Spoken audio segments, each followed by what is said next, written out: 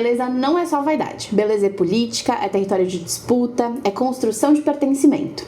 Quem tem sua beleza reconhecida é lembrado do que existe e que importa. Mas quando o mercado insiste em dizer que só existe um tipo de beleza, a magra, a branca, a europeia, o que acontece com quem não cabe nesse molde? Quantas mulheres não se viram durante anos comprando bases que não têm seu tom de pele, passando protetor solar que as deixava acinzentadas e ouvindo que seu cabelo era ruim? Hoje a gente vai falar sobre design, estética e resistência. Quando os produtos de beleza nos enxergam de verdade e quando eles nos apagam. Esse aqui é o ValenteCast e hoje eu tô aqui com a Júlia Santos Schwelter. Schwelter que fala do sobrenome? Ai, Schulter, mas tá tudo bem. Schulter. Tá tudo bem. É pesquisadora, mestre em design, já oficialmente mestre? Já oficialmente Ótimo. mestre. E dedicou sua dissertação de mestrado justamente para investigar o que o design pode ou não representar, como ele pode ou não representar as mulheres negras em produtos de beleza. Júlia, muito obrigada por topar gravar esse episódio, fiquei muito feliz. Ai, eu fiquei muito feliz com o convite. Eu fiquei, nossa, que chique eu tô. Nossa, tipo, defendi agora o mestrado e já vou falar sobre ele. Mas é um tema muito atual, é muito importante, muito, né? Muito. Foi muito importante, assim, ter pesquisado ele, assim. Eu aprendi muito comigo, assim, na real. Acho que é um processo também de reflexão, né? Sobre tudo que nos rodeia. E eu acho que deve ser um negócio meio que desparafusa a cabeça, né? Porque daí você começa a virar o questionamento ambulante. Você olha pras prateleiras, assim, e já fica, tá, ok, mas não tô gostando. Ainda não sei identificar exatamente porquê, mas... Sim. E antes da gente começar a entrar no nosso tema propriamente, se apresenta pra gente, por favor. Claro. E conta, assim, como que começou essa trajetória com o design? Eu sou a Júlia, né? Eu tenho 23 anos.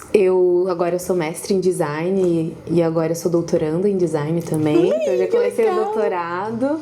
Então são muitas mudanças, né, ao mesmo tempo, né? Eu sou uma mulher preta, lésbica, então eu vou fazendo parte de muitas minorias, assim, existentes, assim. E eu entrei no design muito por conta da minha avó, na verdade. Tipo, eu falo que eu acho que ela fazia design, mas ela não sabia disso, ela era artesã. Tem muitas discussões, né, da diferença entre artesanato e design, né, e tal. Mas não vou entrar nesse meio, porque é muito longo, assim. Mas eu entrei muito por conta da minha avó. Minha avó faleceu em 2016 e eu tinha muita vontade de fazer biologia, tipo, nada a ver, assim, comigo hoje em dia, assim. E quando ela faleceu, meio que acabou uma criatividade, assim, na minha vida. Sei lá, a minha avó, ela era artesã, ela pintava em porcelana, assim, flores, ela fazia vários quadrinhos de quando o neném nasce, sabe? Essas coisas assim. Então, era super lindo. Ela transformava algo que era todo em branco, né, em algo muito significativo. E daí, eu comecei a pensar muito sobre isso. Pai, tá faltando alguma coisa em mim, tá faltando a criatividade. E daí, o design surgiu pra mim. Tipo, eu fui procurando, na verdade. Pensei em cinema, porque tem toda essa parte, né, criativa, né, essa parte do audiovisual, eu acho muito incrível também. Eu acho que dá pra abordar muito essa parte de significado, né. Mas o design surgiu pra mim, assim. E assim que eu comecei a faculdade, em 2019, eu fui entendendo, assim, fiquei, nossa, realmente é um mundo que vale muito a pena viver, assim. E eu sou muito da pessoa que entende que o design, ele não é só de solução de problemas, né. Até porque a gente cria muitos problemas também, né? Sendo designers, assim, né? A gente pensando no mercado, né? No consumo, a gente tem que criar uma necessidade também. Então, eu sou muito da visão do que o design, ele significa algo, a gente cria algo através dele, né? Então, a gente dá sentido às coisas também. Então, quando eu me aprofundei nessa parte do design, eu entendi 100% que era onde eu queria estar, assim. Então, hoje em dia, eu atuo como designer gráfica, né? Faço os trabalhos, né? Já trabalhei em algumas agências, assim. Mas, hoje em dia, o que eu quero mesmo é ser professora e entender e mostrar isso para os meus alunos, assim, futuros alunos, né? Um pouco dessa parte, assim, porque eu vejo que, querendo ou não, dentro da faculdade é uma coisa muito engessada, assim, em relação ao que é design, ao que a gente pode fazer com design, né? Então, eu vejo que o design ele surgiu dessa forma. Tipo, eu quero mostrar para as pessoas que é muito mais do que você fazer, sei lá, uma tela, fazer um quadro, algo gráfico, assim, né? Então, meio que assim que eu entrei no design e continuo. Gostei, porque acho que foge muito de uma lógica utilitária, né? Que a gente tem na vida, de as coisas têm que ter serventia pra algo e só pra aquele algo, e daí fica dentro de uma caixinha muito engessada. Sim. E acho que isso também frustra muitos profissionais, né? Em qualquer área, em qualquer lugar, enfim. Muito, acho muito. que é uma das coisas que define a forma como a gente vê o mercado de trabalho e, consequentemente, como a gente leva a nossa rotina e como parar de amar também o que a gente faz, né? Porque Sim. se ficar um negócio completamente duro, engessado, fica insuportável, né? Não Fica dá, chato. não dá pra gostar daquilo que a gente tá fazendo. E me conta, da onde que veio essa urgência de pesquisar sobre beleza negra e design atrelados? Então, na faculdade, eu peguei, assim, a pandemia, né?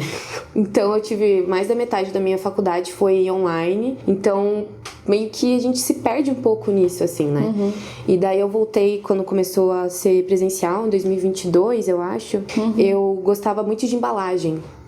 E eu queria fazer alguma coisa com embalagem. Fiquei, ok, quero fazer algo com embalagem. E só que eu era uma pessoa muito tipo, eu não sei se eu vou olhar muito pra parte social, porque eu sei que tem que vir algo de mim, não alguém falando pra mim pra eu fazer. E daí surgiu, pra mim, assim, os meus tios, eles têm uma marca de roupas, de itens para pessoas pretas, é tudo pensado para pessoas pretas. Então, daí eu fiz a logo deles, eu fiz a identidade visual deles, assim. Agora eles mudaram, assim, tá bem melhor, porque eu era, enfim, eu era uma designer de 2021, né, sabe? E daí hoje em dia já é diferente. Mas eu conversei muito com eles, eles fazem taças, assim, taças cristal, e a ideia deles é bem levar o que tem de melhor pro mercado mesmo, para pessoas pretas. Então a gente utiliza muito da cultura para se conectar. Então, quando eu comecei o TCC, eu sabia que eu queria fazer alguma coisa com eles. E daí surgiu para mim, primeiro, a gente começar a falar sobre pessoas pretas em relação a produtos. Então começou a vir assim um pouco assim, tá, mas como é que eu sei que aquilo realmente tá representando as pessoas ou não, assim? E daí me surgiu essa urgência, assim, de observar como que é isso no mercado. Então, quando eu entrei no mestrado, eu lembro que eu pensei muito... Eu não pensei de cara em produtos de beleza, sabe? Eu pensava mais em produtos para pessoas pretas. Tipo assim, tá, o que o mercado tá fazendo pra essa população, né? E daí surgiu dos produtos de beleza, porque é uma grande urgência, assim, né? Então, hoje em dia já é muito melhor, assim, do que já foi um dia, né? Então, até... ainda meio ruim, né? Mas já foi bem pior, assim. Eu lembro quando eu era menor, que eu fazia alisamento no meu cabelo, né? E tal, toda essa coisa péssima, assim, que eu odiava fazer cada segundo. Só que não tinha produtos mesmo. Então, assim, minha mãe ia fazer o que era mais fácil, era mais rápido ali pro momento, assim. Então, sabe, acontece. Então, quando eu comecei a observar mais o mercado, nessa ótica, assim, tendo uma visão um pouco mais crítica, daí eu comecei a ver que realmente no mercado não tem muito, e o que tem é muito estigmatizado. Então é uma coisa que se diferencia muito do mercado. Então, assim, não é uma inclusão, na real, né? Tipo, eles têm no mercado, só que parece que ele se distancia do que o mercado ele é mesmo, assim, sabe? Então...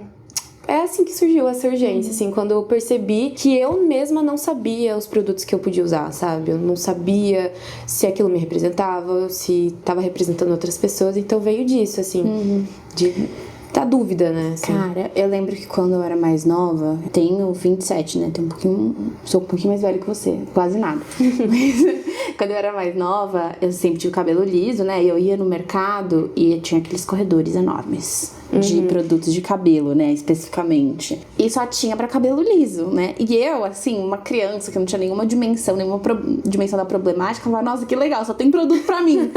E daí, depois eu comecei a ter contato com uma amiga minha que era muitíssimo cacheada. E daí ela fala, cara, é um saco tentar comprar produto de beleza, comprar shampoo. Assim, que é um negócio simples, é um negócio muito do dia a dia, né? Porque eu não encontro, daí eu tenho que ficar comprando produto cabelo liso, daí estraga meu cabelo, daí meu cachinho não fica definido. E eu falei, nossa, caraca, eu nunca tinha visto isso como um problema, né? E daí, até queria entender, você, no seu mestrado, você fala sobre a beleza negra ter sido construída historicamente em cima de muitos estigmas e exclusões. Sim. Pra quem não tem acesso a esse debate, nunca viu por esse ângulo a problemática, como você poderia explicar isso de forma simples, assim? Assim, entender, assim, que a ótica, né, a visão de mulheres pretas, principalmente, nunca foi vista, independente, assim, né? Então, foi construída em cima, né, da escravidão, né? Então, por que não era visto como bonitas? Por que as escravas eram vistas como objetos de desejo, só que desejo sexual, e não como sinônimo de beleza? Então, por que a gente tem tanta dificuldade de se enxergar como bonita, sabe? Então, eu acho que é muito meio pautado nisso, assim, toda essa história. Eu acho que vem... Tudo que a gente vive agora vem muito do que já veio, né? Do passado, né? Então, em relação a o que a Europa sempre achou como bonito, né? Então, eu acho que é bem de observar que a história que a gente vê não tão atrelada, por exemplo, à beleza, né? Então, a gente pensa ali na escravidão, a gente pensa em todas essas revoluções, etc., na nossa vida. Isso também impactou muito a vida das pessoas, né? E quando a gente fala das pessoas, a gente fala sobre autoestima, a gente tá falando sobre como essas pessoas se veem. Então, eu acho que, tentando explicar mais simples, assim, é que a gente não tem muito controle dessa visão mesmo. Porque foi imposto de uma forma e até hoje a gente acha que é isso mesmo. Sim. Então, até me impactou muito quando eu tava fazendo a revisão bibliográfica, né, sobre beleza negra, que fala sobre a imagem da Vênus, né, que ela foi sempre muito atrelada, né, a beleza, até chegar a Vênus Negra. E quase ninguém sabe da Vênus Negra, na verdade. Mas a Vênus Negra, ela foi pautada como quase que um monstro, assim, sabe? Então, todas as características dela, sexuais, como em relação à beleza dela e tudo mais, eram pautadas como algo muito diferente. Era observado como algo exótico, ela era observada como um animal. Então, assim, a gente consegue ver que realmente essa parte da beleza, ela é muito nova pra gente também. Então, porque a gente nunca foi vista dessa forma. Então, ou a gente era um objeto sexual, ou era uma chacota, ou era, enfim, algo que ninguém sabe.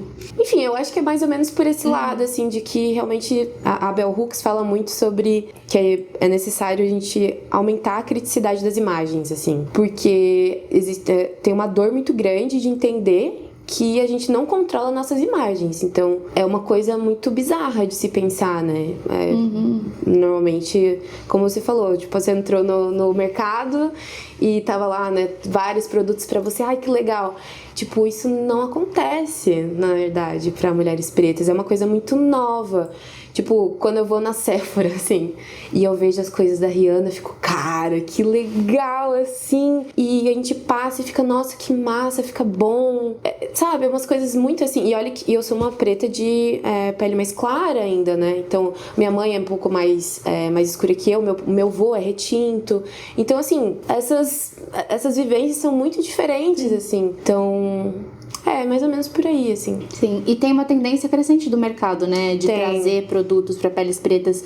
Eu lembro que começou, me corrija se eu estiver errado, mas acho que começou com a Rihanna, né? Com a Fenty Beauty, que trouxe mais de 50 tons de pele, né? De base. Até hoje a gente tem marcas nacionais fazendo isso, né? Então a Boca Rosa, por exemplo, tem uma infinidade de tonalidades que é incrível, maravilhoso, né? Sim, e tem um influenciador, que agora eu não tô lembrando o nome dele, eu acho que é Tássio.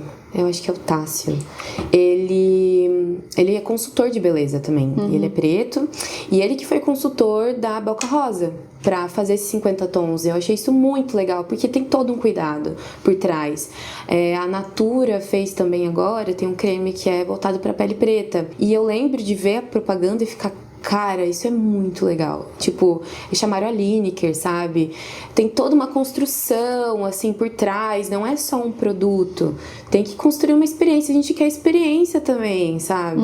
Então, ainda existe talvez uma falsa diversidade em muitos locais, assim. Porém, a gente tá começando a ser visto. Então, isso é bom, por um lado, assim. Sim. Então, isso é bom. Excelente. E acho que é uma tendência no sentido de que a gente vem de um Brasil colônia que até pouquíssimo tempo atrás, e eu não vou falar que isso acabou, né? Mas enfim, só pra gente tentar demarcar no tempo. Até pouquíssimo tempo atrás a gente enxergava pessoas pretas como objetos, não eram vidas, né? Não eram seres humanos, não eram dotados nem de poder político, né? Não tinham direito a voto, nem nada do gênero. Mulheres pretas pretas eram objetos sexuais, e daí agora a gente consegue ter um mercado que começa ou para cumprir tabela ou por uma importância genuína, porque entendeu que é uma tendência de mercado e consequentemente vão ganhar dinheiro, e para a empresa ganhar dinheiro é sempre maravilhoso, ótimo. Mas começa a se importar, né, com esse tipo de inclusão dentro dos produtos que são fabricados. Como que surge essa tendência mercadológica? A gente consegue ter algum marco temporal ou é mais realmente, eu acho que uma necessidade de precisamos começar a incluir, porque a gente vê que a gente está perdendo clientes agora, que realmente as pessoas estão reivindicando para si a necessidade de consumirem produtos que façam sentido para suas identidades. Eu acho que essa tendência aumentou muito mais com o Black Lives Matter, depois do George Floyd, assim. Muito bom. Porque eu acho que teve uma quebra, assim. Eu acho que a gente pega, assim, até de 5 anos atrás, já mudou muita coisa. Então, assim, depois, eu acho que do George Floyd, eu acho que muita coisa começou a ser falada, assim. Já existia, mas não era falado, né? Essa problemática, assim. Então, eu acho que talvez foi aí, eu não consigo falar com precisão, assim, por conta do... né, eu não sou na parte publicitária e tal, assim, mas eu acredito que foi muito depois desse acontecimento, assim, porque foi um grande boom, assim, né? Trouxe muitas revoluções, assim, tanto internas como externas, assim, das pessoas, sabe? Então, é aquilo, né? O comércio, ele vai querer chamar as pessoas. Vai ser uma falsa diversidade? Talvez sim. Só que, ao mesmo tempo que é uma coisa ruim, a falsa diversidade, ela vai atingir a gente de alguma forma, entendeu? Às vezes a gente só quer ser representada, entendeu? Poxa, a gente quer ter um produto bom, quer ter um produto ruim, mas que é pra gente, sabe? Sim. E até quando você falou do shampoo, na minha pesquisa eu conversei com algumas voluntárias, e uma das coisas que elas falaram é que, por exemplo, tem muitos shampoos que são pra vários tipos de cabelo. Só que, gente, eles não vão ser bons pro nosso cabelo, entendeu? Não, isso é bom pra todos, não é bom pra nenhum, né? Não, eu acho que essa é a lógica. Ou aqueles que são, tipo, 3A, 3B, 3C, 4A, B, C, sabe? Tipo, ele vai perder em algum momento. Tipo, ele não é específico, nunca é algo muito específico pra gente, sabe? Então, isso pega muito, assim, ainda. Então, eu acho que é um mercado que ainda tem muito pra crescer, né, em relação a esses produtos, mas eu acho que ele só vai crescer da forma certa considerando a realidade, né? Então, conversando com as mulheres pretas, principalmente, assim, eu acho que as mulheres pretas são mais estigmatizadas do que, por exemplo, existe uma diferença, né? Então, dentro da comunidade negra, existem os homens negros e as mulheres negras. Só que, assim, as mulheres negras, elas não vão ser consideradas negras, e dentro das mulheres, elas não vão ser consideradas mulheres. Tem uma discussão em relação a isso. Elas são consideradas mulheres negras, então elas estão nesse meio termo, assim, que é muito estigmatizado. Então, tem relação sexual ali no meio, as relações de poder, né? Então, até em relação a trabalho, né? Em relação ao feminismo, né? Sou uma mulher feminista e tem muito essa discussão, tipo, do local de trabalho, né? Então, conseguimos começar a trabalhar. Só que as mulheres negras já trabalhavam desde que elas nasceram, entendeu? Tipo assim, qual é o trabalho esse, sabe? Tipo, elas não eram mulheres, assim? Tipo, não eram mulheres pra vocês, assim? Então, vem muito nessa discussão, assim, é um assunto muito complicado, assim, né? Então, até dentro agora do doutorado, eu quero muito pesquisar em relação à interseccionalidade, que fala disso, vem muito, na verdade, a história da interseccionalidade vem disso, das mulheres negras. Então, de entender esse local, tanto político, tanto de gênero, tanto de identidade, de tantas outras variáveis que constroem a pessoa. Então, nunca vai ser a mesma forma que vai atingir a outra, assim. Então, é sempre importante estar olhando isso. Então, eu acho que o mercado precisa muito olhar em relação a essa interseccionalidade. Porque senão, poxa, ninguém nunca vai ser representado mesmo, assim, principalmente da nossa população, sabe? E a ideia do mercado é justamente fazer uma análise populacional e falar, ok, vamos produzir pra quem, qual que são as tendências, enfim, acho isso importantíssimo. E você falou dos 5 anos pra cá, né? Eu entendo isso, inclusive, que o advento da internet e a popularização das influencers ajuda muito, né? Porque é isso, a gente tinha... Poxa, eu não sou uma pessoa que assiste novela, né? Mas a gente fala de novela, agora tem a Bela Campos que tá protagonizando uma novela, protagonizou antes, outra também, se eu não me engano. Mas antes, assim, a grande mocinha, que era uma mulher preta, era a Thaís Araújo. A gente falava de pouquíssimas mulheres além da Thaís Araújo. Não tinha, na real, né? Então, agora a gente tá com... Eu sou noveleira, né? Eu tenho isso dentro de mim, sabe? Sem julgamento. Não, por favor. Mas é do brasileiro, né? Gostar muito de brasileiro. Não tem como, eu sou muito Brasil, não tem. Tipo, agora a gente tá com a Clara Monetti. A gente tava agora, então, com a Bela Campos. E tem a da 6 também, que agora eu não lembro o nome. É a Jennifer Nascimento, eu acho, que ela é a protagonista também. Então a gente tá com várias. Não entendo de novo.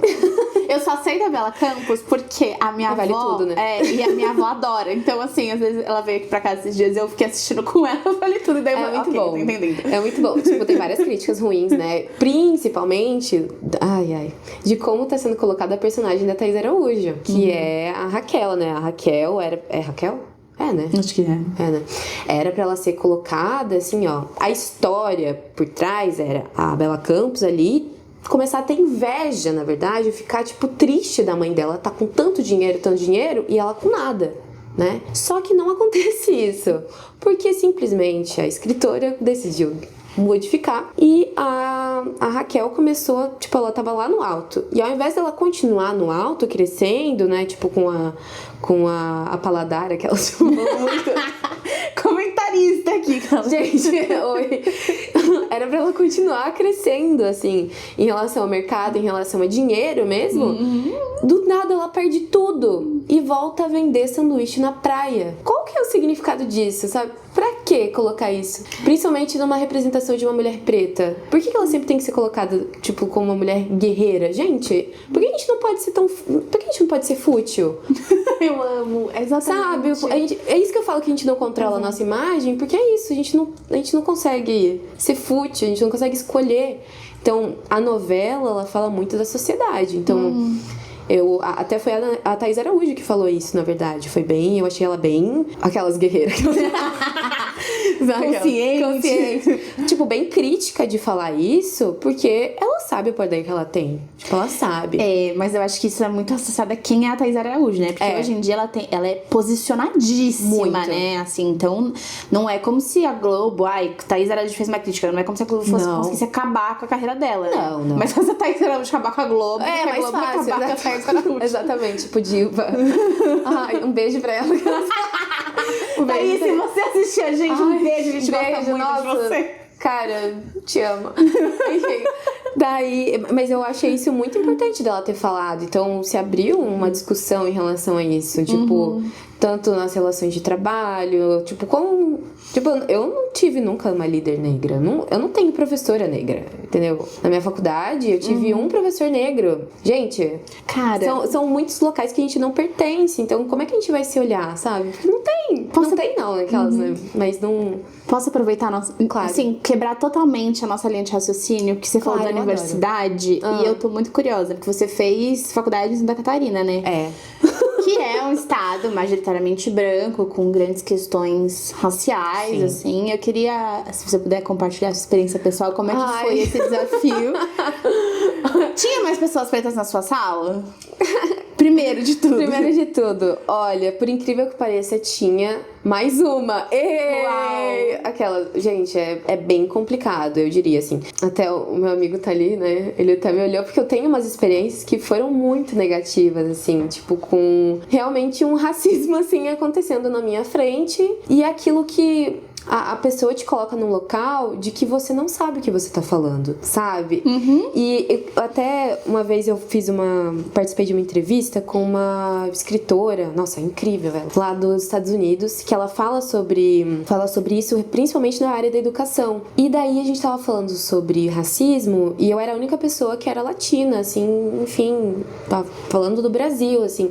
E o racismo que existe aqui no Brasil é muito diferente do que acontece lá. Então lá acaba sendo muito mais explícito, não que aqui não seja, aqui é também, só que aqui eu sinto que ele é mais perigoso, porque ele te faz questionar toda a sua vida. Então eu tive experiências, principalmente no mestrado, onde me fizeram pensar muito que eu talvez não pertencesse àquele local. E isso é muito perigoso, porque a gente sabe, acaba com toda a motivação, principalmente sendo...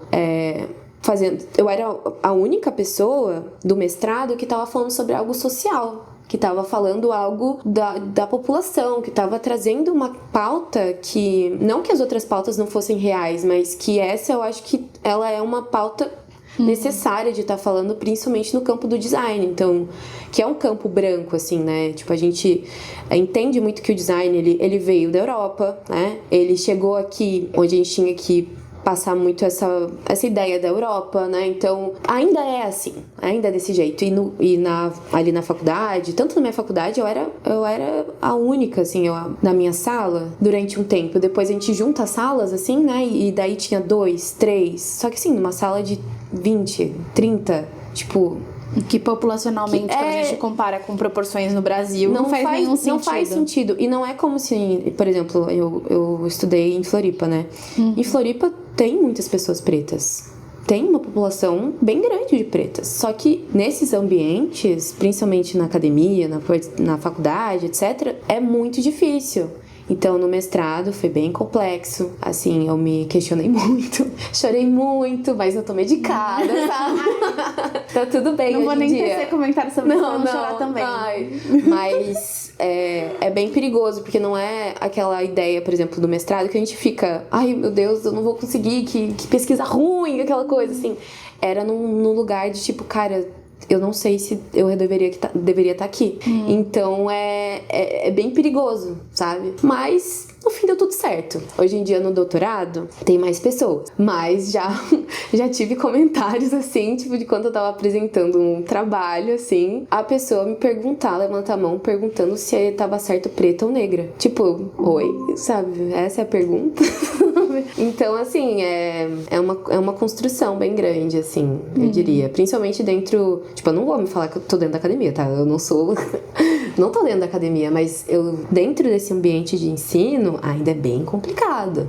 Bem complicado. Principalmente no design, assim. Que a gente sempre pensa que o design é uma mente aberta, uau! Mas é aquilo. É aberta no campo das pessoas brancas. Até porque acho que muito, sem fazer críticas direcionadas aos seus professores, até porque eu não os conheço, mas são pessoas de outra geração, né? Sim, total. E eu adoro meus professores, um beijo pra eles. Eu adoro meus professores, mas eu entendo, assim, que realmente, tipo, tem muito a ser mudado. E nunca tiveram que se preocupar com pautas raciais, né? Tipo, nunca foi uma questão. Nunca foi uma questão. E daí... Eu acho até engraçado... Na real, é um local muito desconfortável, na real. Não é engraçado. Desconfortável. Ter que trazer... É um riso nervoso, né? Ter que trazer sobre essa discussão, assim. Tipo, eu sempre me coloco nesse local, tipo, cara, se eu não falar, ninguém vai falar. Então, eu vou falar. Tipo, eu vou responder, vai ficar um desconforto na sala? Vai. Mas, tipo, pra mim é inaceitável. Cara, e é um papel muito ingrato, né? Porque no final das contas... Ninguém me paga isso, sabe? Tá muito barato. Vão custear meu remedinho, terapia. Gente, vou passar minha vaquinha. O meu Pix. E eu acho que é isso, né? É um papel completamente desproporcional, desconfortável. Sim. E ainda correndo o risco de você virar a chata que problematiza tudo, né? Sim, corre-se muito esse risco, assim. Eu tenho... principalmente estando ali querendo ser professora, eu acho que é um papel muito difícil de você realmente, desculpa a palavra, botar o pau na mesa, entendeu? Tipo, e falar com todas as letras, olha, isso é inaceitável. Sim, eu entendo, né? Trabalho com mulheres em situação de violência já faz 10 anos, né, quase. E gente, um exercício de paciência pra ter que, assim, explicar o óbvio que... Sim. Às vezes eu fico pensando, não é possível. Será que eu vou dar conta de fazer isso pro resto da minha vida? Porque às vezes dá vontade de explodir, né? Então, por exemplo, esse final de semana eu tava conversando com um cara que não me conhecia, uma pessoa mais velha, assim, e contando, né? E eu me posiciono como sendo uma advogada feminista, Sim. né? Meu trabalho é político. E daí, ele virou pra mim assim, não, mas é porque tem mulher que provoca o cara até ele bater nela. Daí eu fiquei... Como que eu... Você tá me provocando agora, eu vou te dar um soco.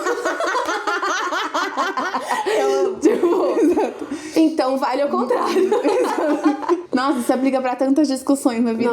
Mas é isso, assim, é um exercício de paciência que eu não sei se a gente sustenta no longo prazo. Não, eu acho que não. Eu acho que não, realmente, é um trabalho muito ingrato. Porque é muito ruim estar sempre nessa posição de estar ensinando alguém, gente. É terrível, né? É horrível. Tipo, eu quero ser professora, mas, gente, eu quero discussões reais. Eu quero ter uma discussão que sejam normais. produtivas, né? Tipo, vamos falar sobre design, vamos falar de embalagem, vamos falar sobre design gráfico, vamos falar de produto, vamos falar sobre isso. Não, a gente vai ter que trazer se é preto ou negra, gente. Mas essa discussão não existe dentro da população negra. Existe quando tem uma pessoa falando contra branco, entendeu? Que daí essa é a questão mais importante, aparentemente, não sei. E toda vez que a gente tem que tirar a nossa energia de produzir algo pra fazer premissas, né? A gente tá tirando... Nossa, a gente tá perdendo um baita de um tempo útil. Muito. Pra discutir o que é importante. Muito. Então, cara, não pode bater na sua mulher, sabia? Você não pode bater na sua mulher. Você também não pode ser racista. Chatíssimo, né? Olha, Poxa. eu queria ser, mas eu não sou aquela... Eu tenho até pessoas que são, sabe? Mas não dá, eu acho que é errado. É muito difícil, Ai, assim. gente. E eu sinto muito uma questão de parece que a gente... Nossa, a gente desvirtuou total, mas é que eu tô achando ótimo esse papo. Eu adoro. É por isso que é bom o podcast. Eu me sinto uma professora primária, sabe? Tipo, é isso, assim, explicar que você... Não, mas um tapinha, por exemplo, também é um crime. Não é que você tá, sei lá, exercendo seu direito de ser marido. Não. Assim, fazer sexo com a sua mulher contra a vontade, adivinha, só é estupro. Mentira! É inacreditável, você vê? Nossa, meu Deus, ela não queria. Que coisa! Que chato, né? Que chato. Mas é isso, assim, eu fico muito indignada porque eu perco muito tempo útil da minha vida, imagino que você também, explicando coisas que eu não deveria ter. O foda é que, assim, eu fiz uma profissão disso, né? Então, assim, pelo menos eu tô ganhando dinheiro. Exatamente. Ai, droga. Professora, né? Né? Daí depende de tantas coisas. Nossa, são tantas variáveis. Tantas variáveis. Mas assim, por isso que eu entendo. Eu realmente gosto de ensinar as pessoas. Eu gosto. Só que assim, tem um limite, né? Do que eu posso te ensinando. Eu posso te indicar um livro. Que tal, né? Que tal aquele do antirracista da Djamila? Exato. Sabe? Joga ali. Sabe? Alguém tem que começar por algum lugar, entendeu? É difícil, é muito ingrato. É. Bom, mas assim, voltando pra sua pesquisa. Ai, claro. É que na minha pesquisa eu milito também. Mas é isso. Exatamente. Nesses grupos focais que você conduziu dentro da sua pesquisa, o que mais te chamou a atenção quando você estava conversando com essas mulheres? Olha, foi muito engraçado que elas se conectaram muito rápido. E isso foi muito legal, porque elas se sentiram num grupo de apoio, assim, falando sobre um assunto que normalmente elas não falam. Ninguém vai chegar e perguntar sobre produtos de beleza pra elas. Pra elas não vão. E isso é muito louco pensar. Porque, gente, como é que o mercado funciona, então? Se não tá perguntando pras pessoas... Gente, da onde vem? De onde vem? Veio até um questionamento de uma das minhas entrevistadas. E tipo... Tá, mas da onde que vem, então, essas informações? Tipo... as outras mulheres não estão tendo a nossa visão quanto a esses produtos também, porque teve muita questão, principalmente em relação a cores, assim. Então, normalmente, produtos de beleza para mulheres negras são marrons, prestem atenção. São todos marrons. As embalagens. As embalagens, isso. Eles destoam muito do que existe no mercado de cremes, por exemplo. Olha, a minha pesquisa foi em relação a cremes, tá? Então, de pele, tanto corporal quanto facial. E todos eles, que eram voltados para mulheres pretas, que eram mais acessíveis de comprar, todos eram marrons. Só que os cremes corporais que a gente vê normalmente, vamos pensar num creme, sei lá, um da Nivea, coisa assim, a gente vai lembrar de um azul, a gente vai lembrar de um verde, um branco, um rosa. É uma coisa delicada, mas o marrom, ele tem uma coisa pesada, robusta, sabe? Tem uma outra questão por trás, assim, dele. Então, ao mesmo tempo que essas mulheres gostam desses produtos pelo produto em si e não pela embalagem, elas acham ruins que eles são muito diferentes, assim, do que normalmente a gente vê de produtos, assim. Então, isso eu achei muito interessante, porque eu não tinha parado pra pensar em relação a essa cor, ao marrom, que o marrom, ele não é neutro. dependendo de quem a gente tá falando, sabe? E é normalmente, vamos mostrar os tons de pele, sabe? Mas é isso que elas querem. Mas tem mulher rosa que Tem mulher rosa? verde? Tem mulher verde, azul?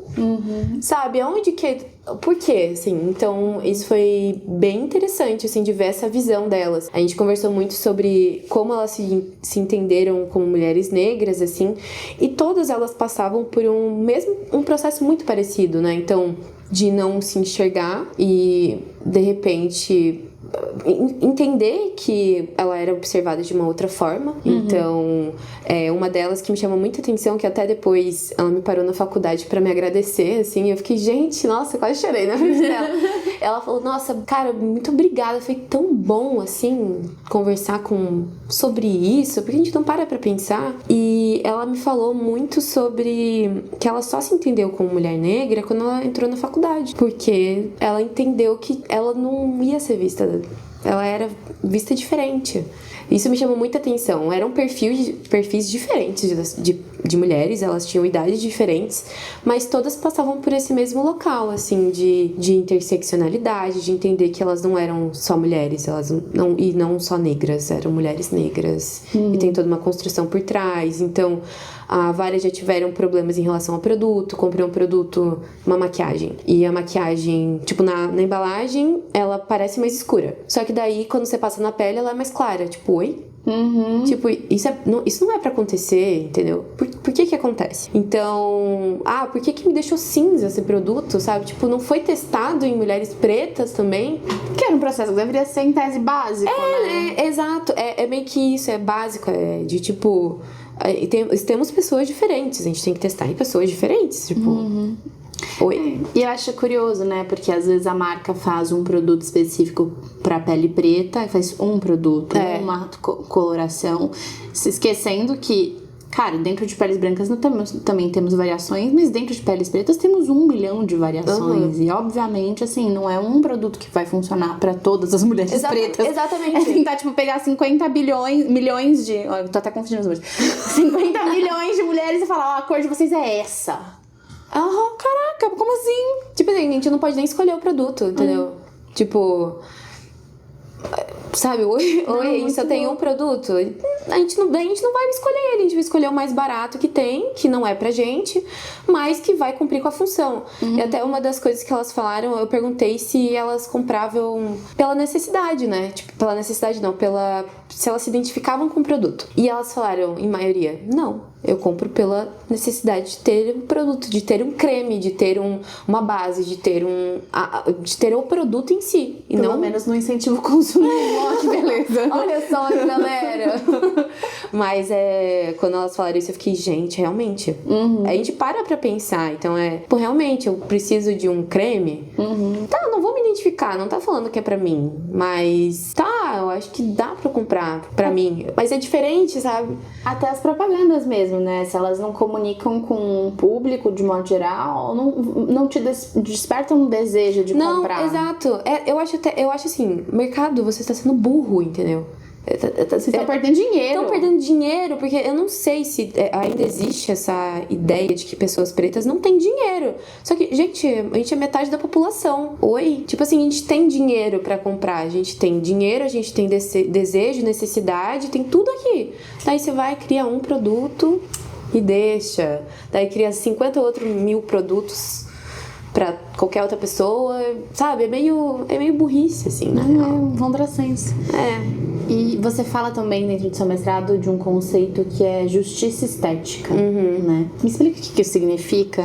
Então, a justiça estética, ela veio muito dessa... eu fiz uma revisão sistemática de literatura.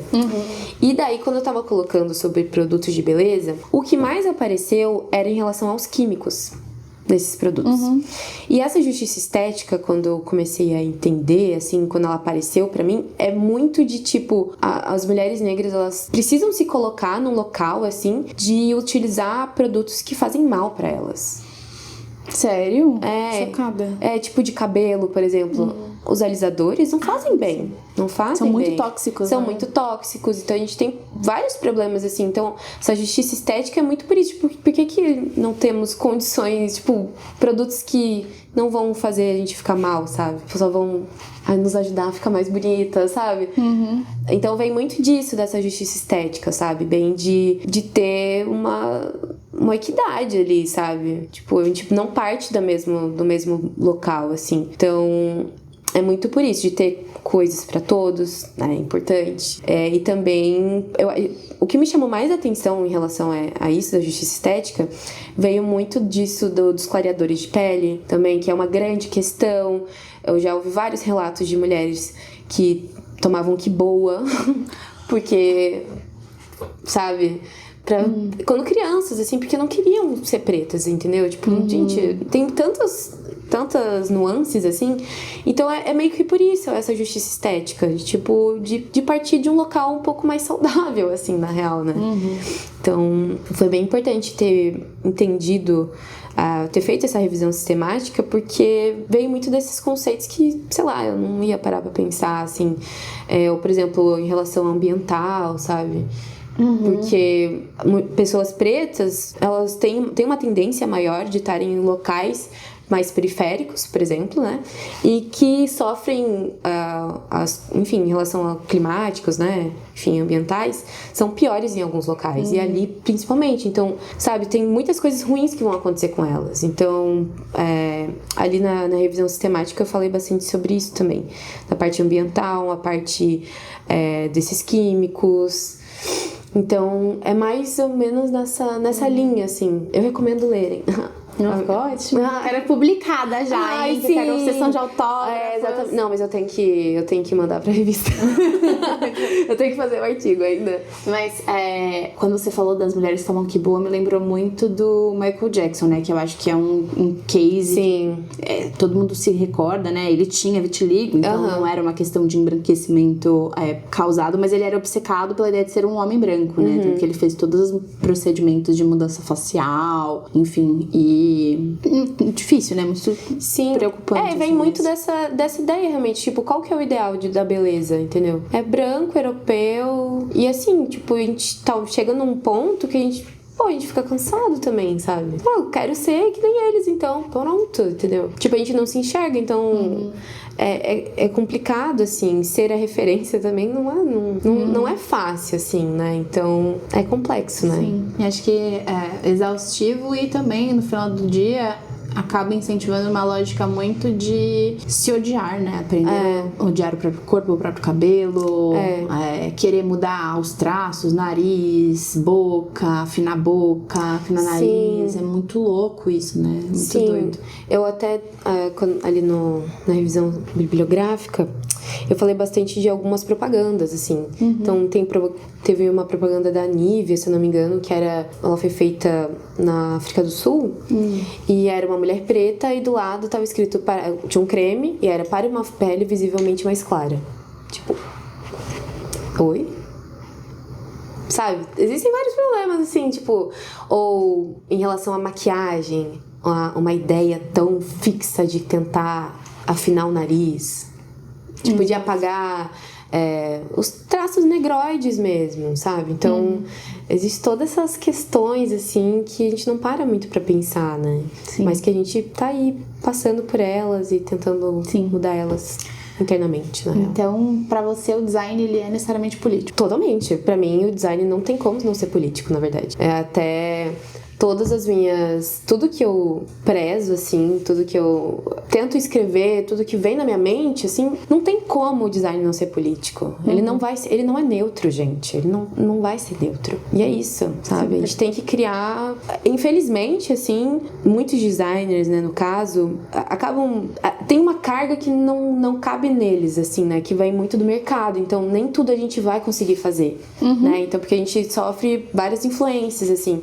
Mas, principalmente em pesquisa, né? A gente tem que falar sobre design político, entendeu? É isso. A gente vive num mundo politizado, entendeu? Pronto. Não tem como a gente criar um produto sem pensar nisso. isso.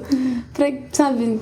Acho que isso vai muito no contrassenso de que políticas são só eleições, né? Aham. O nosso dia a dia é político, a roupa que você escolhe pra sair de casa é política, a forma como você, sei lá, como você toma seu café é política. Sim. Tudo político, né? A forma como você se veste, como você se enxerga no espelho, como você se posiciona no mundo, tudo é necessariamente político. E no final da sua pesquisa, você propõe algumas diretrizes para um design mais inclusivo e mais justo. Quais dessas diretrizes que você sonha que sejam aplicadas, assim, pra ontem? Todas, né? Todas, né, Lois? Todas.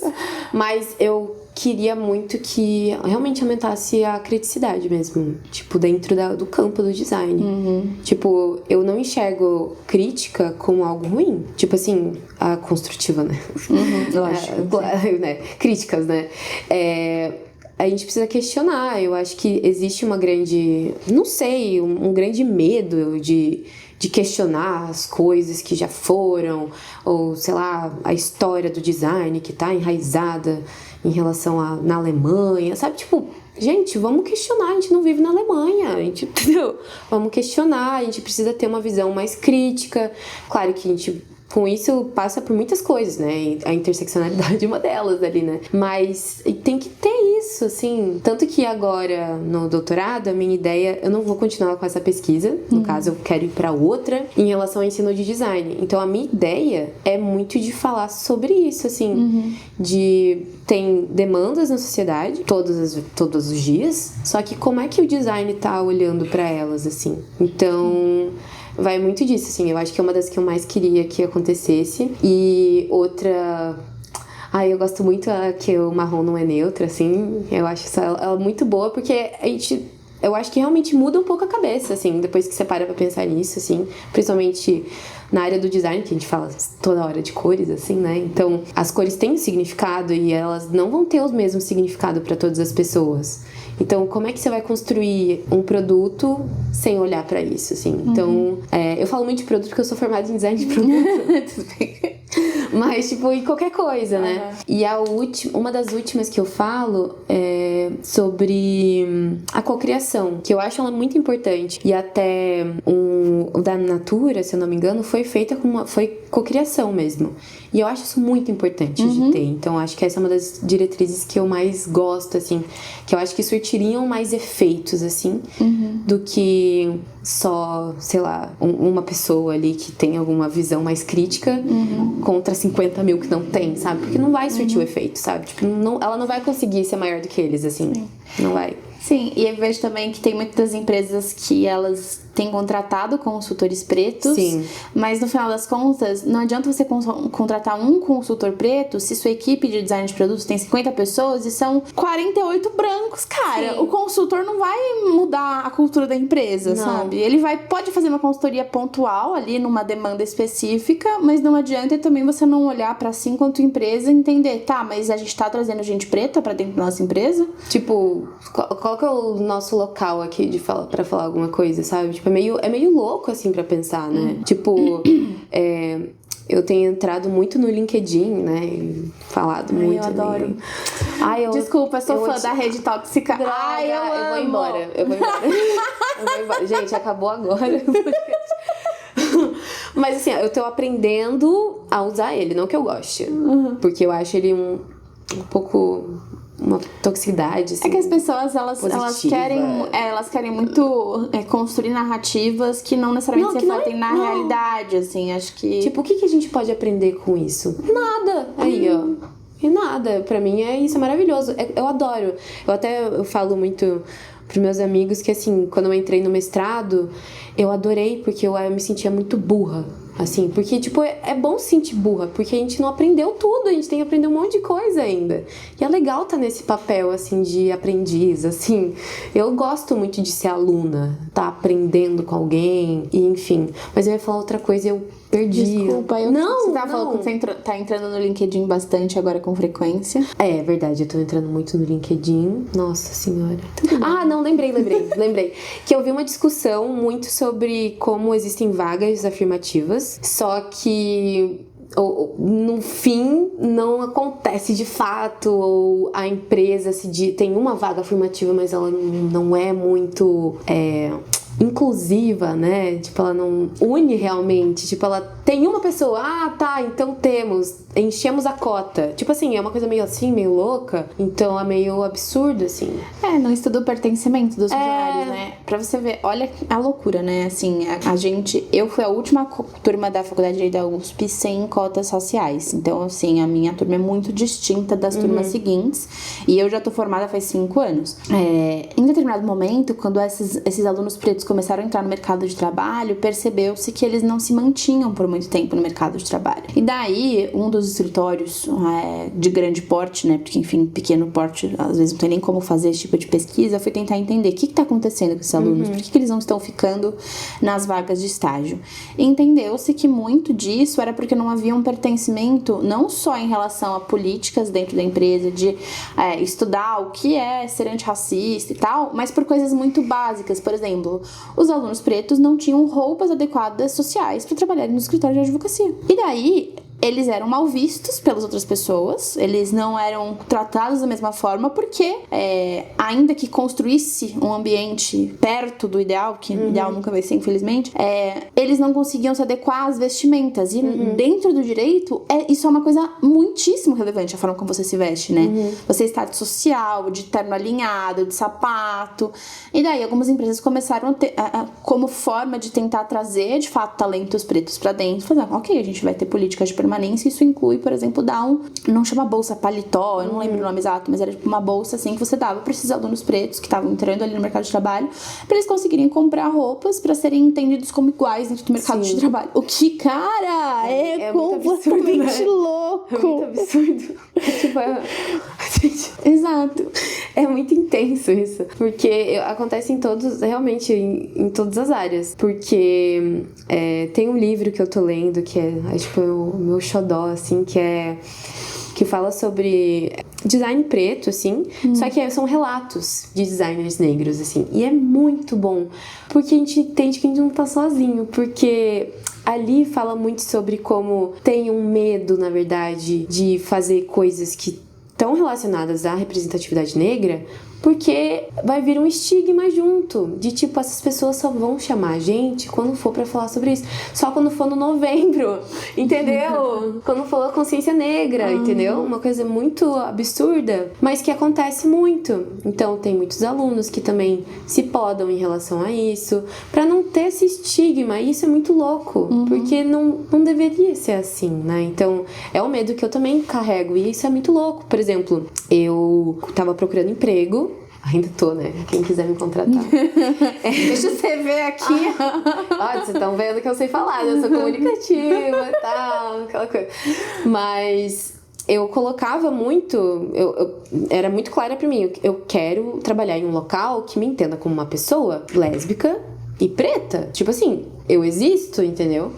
Só que, tipo, cara, não tinha resposta nenhuma. E assim, modéstia à parte, meu currículo, ele não é ruim, gente. Ele é bom. Só que, tipo, não tinha resposta nenhuma. E depois eu fui entendendo, cara, eu vou ter que tirar isso. Eu vou ter que tirar a parte de consciência negra. Eu vou ter que tirar tudo isso que faz quem eu sou pra eu conseguir um trabalho. E isso é muito louco. Tanto que é assim que agora eu tô trabalhando. Porque Ou você pode fazer igual a mim e abrir um escritório feminista, entendeu? É verdade. Foi isso. Cara, eu não conseguia, porque eu tinha super passion aqui em São Paulo de ser uma mulher extremamente feminista, terrivelmente feminista. E eu não conseguia me enxergar dentro do escritório de advocacia. Eu falava, cara, como que eu vou defender estuprador? Eu não vou conseguir dormir à noite. Estômago, né? Por favor, né? E daí um computadorzinho e um sonho, viramos um escritório de advocacia feminista. Porque foi isso, eu entendi que, cara, não, se eu quisesse ter um escritório que me abraçasse, eu ia ter que criar. Sim. O que, assim, é foda, né? Assim, e poucas pessoas têm essa possibilidade, né? Sim, é muito difícil. Tanto que, assim, eu quero ter mais experiências no mercado, porque eu acho muito importante também de estar ali dentro, não só pra mim, como construção, assim, como também quando eu for professora. Tipo assim, meus alunos vão ir pra agências, sabe? Então, e como que a gente vai preparar esses alunos pro mercado de trabalho, né? Como é que, né? Tipo, a gente, no design, a nossa profissão não é regulamentada, né? Então a gente não tem piso, nem teto, nem nada. Então eles vão dar o dinheiro que eles acham que faz sentido pra gente. E como é que lida com isso? É muito difícil, tem muita exploração, tem muito tudo isso. Mas, gente, eu tô aberta a trabalhos. Open to work, Open to tá lá no work. LinkedIn. Open to work, assim, bem open. Então, é bem complexo, porque a gente tem que... Depois eu entendi que, cara, meu trabalho vai ser isso. Eu vou trabalhar, eu vou ter que esconder uma parte de mim. E é isso, no momento. Não que eu ache bom, eu acho uma bosta. Terrível, E, inclusive, eu tava conversando isso, já tive um episódio sobre isso, mas quando o colaborador, ele precisa necessariamente esconder uma parte de quem ele é, diminui a produtividade dele, ou seja, a empresa perde. Porque se você tem que performar 24 horas por dia, isso acontece muito com colaboradores LGBT em específico, né? Que você tem que... homens gays, por exemplo, tem que esconder trejeitos, não podem falar sobre seus companheiros dentro do ambiente de trabalho. Eles ficam tanto tempo se autorregulando, pensando, não posso falar sobre isso, não posso falar sobre isso, tenho que esconder quem eu sou, e às vezes vira até um processo inconsciente que essa energia que poderia estar sendo focada em produzir, trazer mais grana pra empresa, ter ideia pra projeto, vira uma energia 100% desperdiçada. Sim. E que vira um trauma também pra gente, óbvio. Mas a empresa perde. Se o colaborador tem que fingir que ele é outra pessoa, a empresa está necessariamente perdendo dinheiro. Porque é isso, tem que sustentar uma cara que não é a sua, uma vida que não é a sua, em nome de permanecer num emprego que não te deixa ser quem você é. Pois é. Muito louco isso, eu tive uma experiência assim. Aí. Foda, né? Difícil. É complicado. Tipo, quando a gente começa a mostrar um pouco mais de como a gente é, daí... Nem todo mundo tem a capacidade de aceitar, né? Daí é demissão, né? Chatíssimo. Chatíssimo, gente. Chatíssimo. Julia, a gente tá chegando no final da nossa conversa e eu queria que você me sugerisse algum livro, alguma coisa que seria legal pro público ler. Pode ser relacionado ao design, pode não ser relacionado ao design. Eu vou indicar um que ele não é só pra designers, tá? Desculpa, chutei você, inclusive. Também. Ai, meu Deus, me chutou. Tô sendo aqui, espancada. Não. Violência contra a mulher, que isso, ai, gente. Não, vamos falar sério, né? Que isso. Um livro que é muito bom, que ele é de design, só que ele é muito bom. E ele é Quando Todos Fazem Design, que é do Ezio Manzini. Ele é um branco europeu, sim. Mas é muito bom esse livro, é maravilhoso. E eu gosto porque ele faz uma construção de como o design tá no nosso dia a dia, sabe? Não é uma coisa que só os designers têm, sabe? Não, assim, tem um modo design de criar que a gente... Eu diria que você tem um modo de design de criar, entendeu? Porque você usa da sua... Enfim, da tua criatividade pra fazer as coisas. Então eu acho muito bom esse livro, assim, pra qualquer pessoa. E também tem outro que eu acho ele bem gostoso de ler, que é o Bold... Ai, meu Deus. É Extra Bold, que é um guia de design feminista, antirracista e várias coisas assim. E é muito legal porque são vários capítulos diferentes, assim, falando sobre temas super pertinentes dentro da área do design, mas que, poxa, é bom pra qualquer pessoa, entendeu? Ele fala sobre interseccionalidade, ele vai falar sobre pautas que são bem importantes pra todas as pessoas, assim. Então, são 2 livros que eu indico.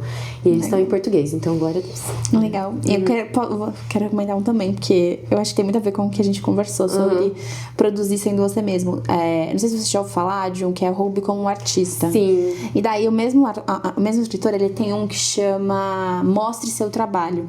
E uma das legal. Coisas que ele fala, que eu acho que é... exatamente sobre isso, assim, quando você coloca as suas vivências pessoais na forma como você trabalha, você necessariamente vai trabalhar melhor, porque vai vir de um lugar muito mais original, muito mais criativo, e consequentemente as pessoas vão conseguir enxergar e se identificar com o seu trabalho, né? Então acho que tem muito a ver com isso, né? Sobre ambiente de trabalho inclusivo, sobre você, enquanto empresa, entender que o seu produto precisa ser diversificado, sua rede de colaboradores precisa ser diversificada, você precisa ter políticas de inclusão. Isso é muitíssimo importante. Nossa, eu adorei, eu acho que eu quero esse. É muito bom, gostei demais, Julia.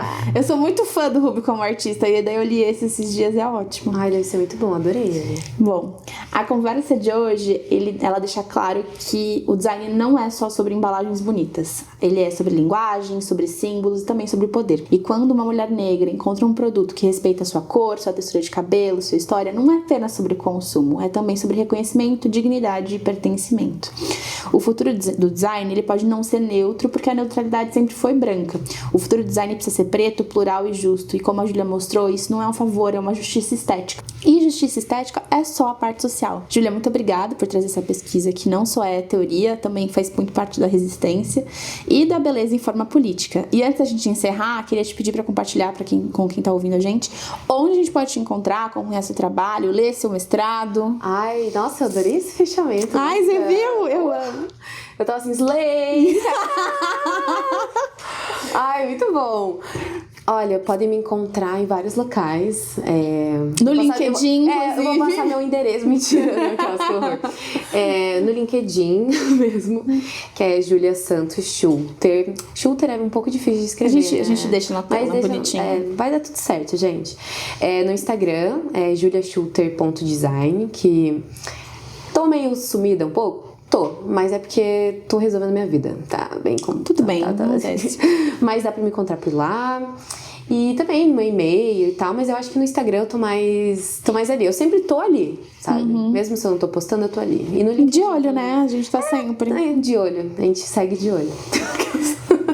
E se você ficou com a gente até aqui, muito obrigada por escutar mais um episódio do Valente Cast. Não esquece de seguir a gente no seu tocador de áudio favorito, que ajuda que essa conversa chegue para outras pessoas. E a gente te aguarda no próximo episódio. Um beijo e até a próxima. Tchau! Tchau!